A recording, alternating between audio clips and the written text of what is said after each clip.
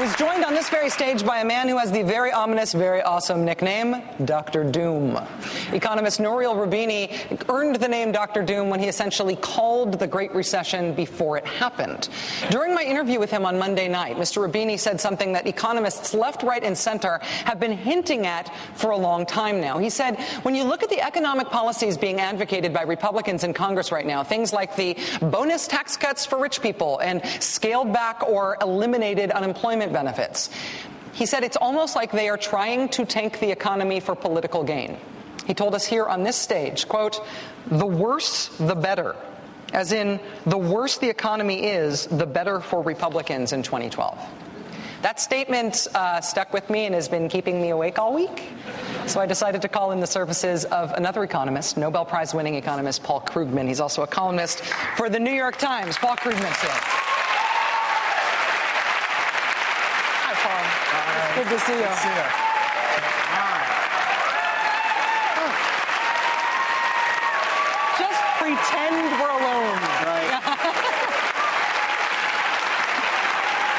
Am I right that the stuff that Republicans are not only fighting hard right now, but really setting themselves to fight in 2012 in the presidential fight, stuff like unemployment benefits, food stamps, that is the most stimulative stuff we can do for the economy? I was trying to think about a way to describe where we are.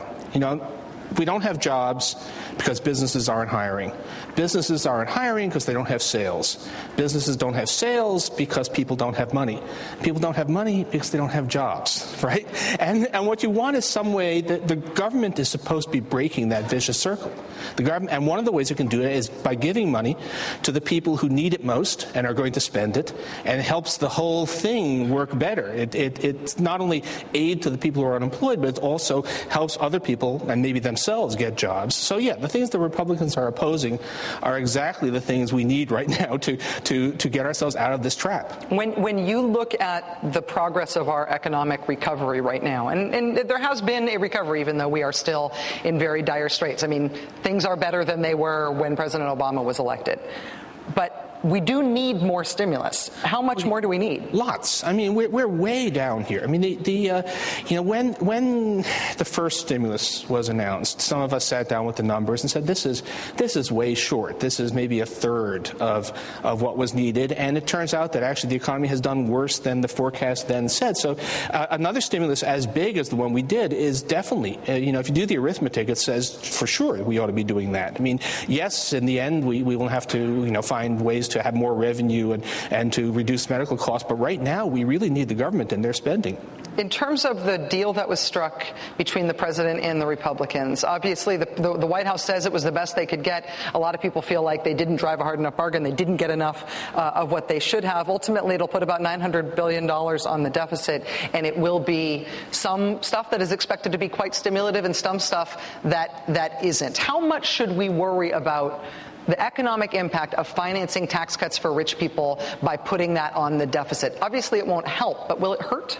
If you do it, if it's really just for 2 years, it's not going to matter. Okay. The reason to be upset about that is not so much the 2 years that was agreed to of extending these high-end tax cuts as the fact that, we're going to play this whole game again 2 years from now. In fact, we're going to play it 1 year from now because all of the good stuff in that deal expires in 1 year, not 2 years. So we're going to be right over, the blackmail is going to resume exactly a year from now, and there's going to be a demand that Obama extend the Bush tax cuts for another 2 years or another 5 years or maybe forever.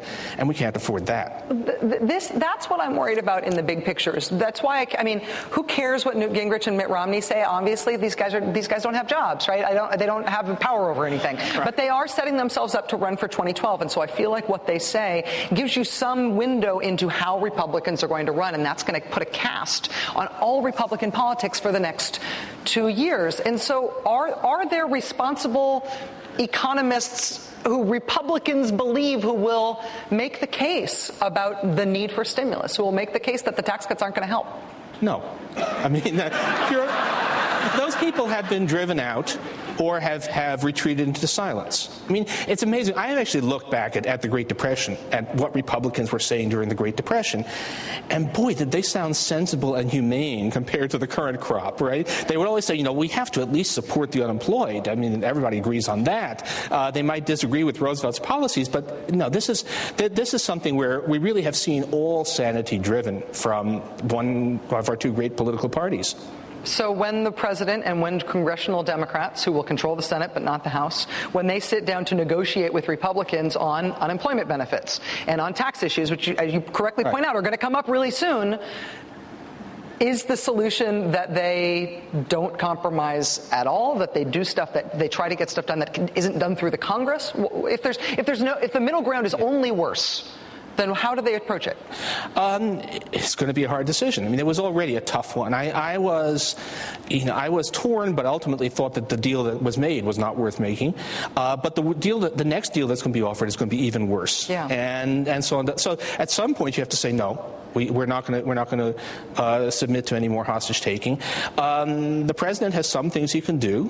He's got, there's still most of the money that was supposed to help homeowners has not been spent. He can try and get that moving. Finally, he can get tough on some of our foreign trade negotiations. The Chinese are part of our problem, not most of it, but part of it, but. It's really rough. I mean, that's why, it's been a very good few weeks for the president. Yeah. But you think about the next 2 years, and it's extremely frightening.